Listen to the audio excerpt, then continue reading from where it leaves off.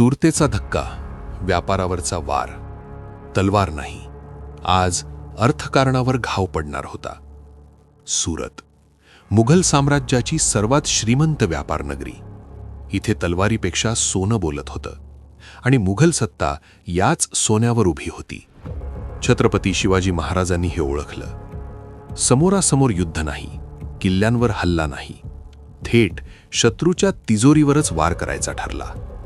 रात्र होती, मावळे होते आणि अचूक नियोजन होतं.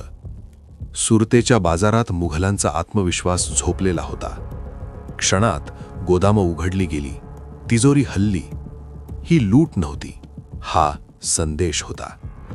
मुघल सत्ता फक्त तलवारीवर नाही तर व्यापारावरही अवलंबून आहे हे जगाला कळलं. सुरतेचा धक्का फक्त शहराला नव्हता, तो मुघल साम्राज्याच्या अर्थव्यवस्थेला होता. तलवार चालली नाही, पण सत्ता हादरली. हीच होती शिवाजी महाराजांची रणनीती. पुन्हा भेटू पुढच्या भागात. जय शिवराय.